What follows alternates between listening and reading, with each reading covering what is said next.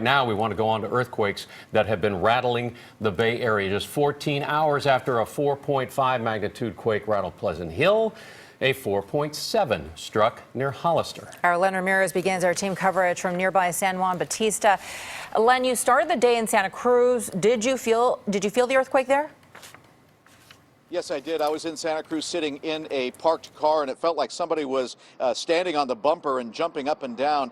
But there was curiously no reaction from other people who were walking down the busy sidewalks there. So I wasn't really sure that it was an earthquake until I heard later that, yes, in fact, it was an earthquake that was centered here in San Benito County and right here in the city of San Juan Bautista, which is right on the San Andreas Fault.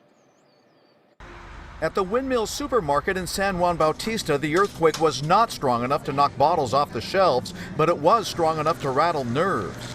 Oh, it shook for a couple of seconds. Scary.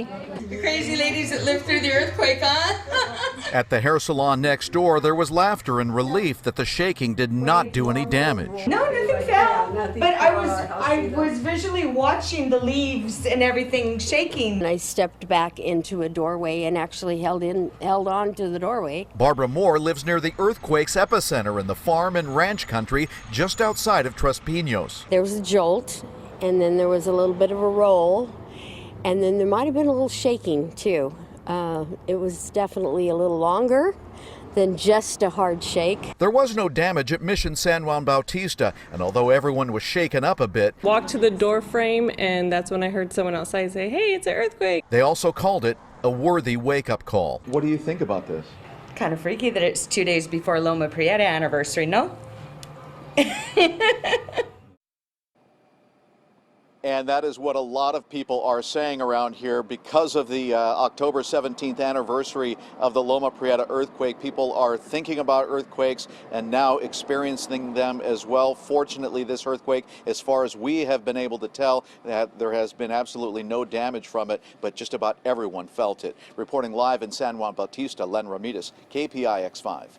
And Len, as you and I were talking about earlier in the afternoon when we broke in with this earthquake story originally, these are all good reminders for people to be prepared. You were talking about your preparations, a generator and so forth.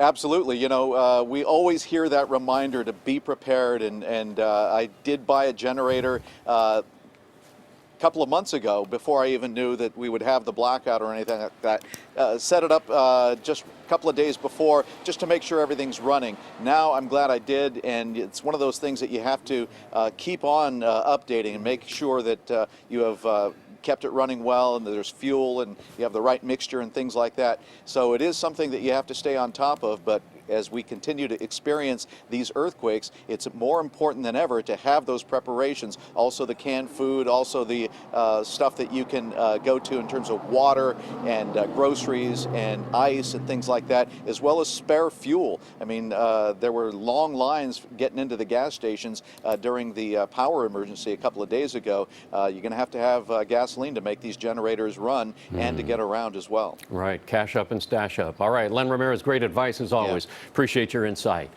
That Hollister quake happened along what is known as a creeping section of the San Andreas Fault.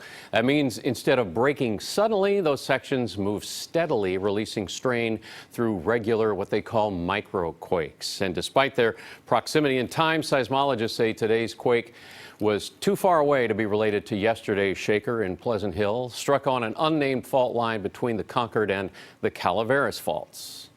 The reason that it's unnamed is the fault doesn't make it up to the surface. Okay, so it's not that it's a new or unknown fault, it's just it doesn't have a name. And we're told the fact that so many people felt that quake, it had more to do with its size than the fault that it occurred on.